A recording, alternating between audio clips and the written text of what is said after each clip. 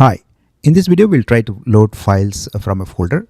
The use case is like, for example, if you have same type and structure files in a folder and you want to load them into Power BI, this is how you do it. And first you point the folder, the path to the folder.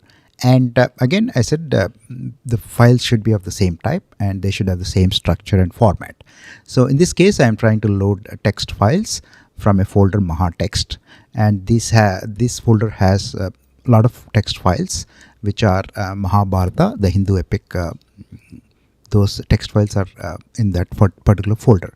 Now we'll try to use to get data and point that path by clicking the folder, and you have several options here. Once you do that, you can select combine and transform data to combine the data into files of the selected folder and load.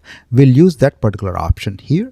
And again, there are certain conditions. When you combine files using folder connector, all the files should be of the same type and same structure.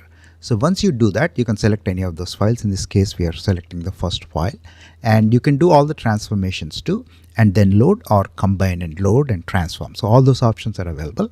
Once you do that, and your Power Query window editor opens up, and in this case, we have certain pre-applied steps. Like I said, we have certain helper queries which are created. The sample file, whatever file you gave, that is the first file which we gave, and there is a parameter, and also a function is created which is called the transform file. And once we the Power Query will look at all those steps and apply step by step logically. And as you can see, these are the steps. You click on those transform file queries, you can see that. And in our case, the file is already there. And as you can see, you can split the column. We want to remove the text from the file name. We can do that, and we can do all these transformations. For now, we'll kind of understand how a file should be loaded from a folder.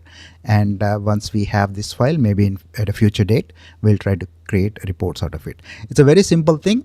Pause the video and look at the steps which are being performed by Power Query window. Thanks for watching. See you in the next video.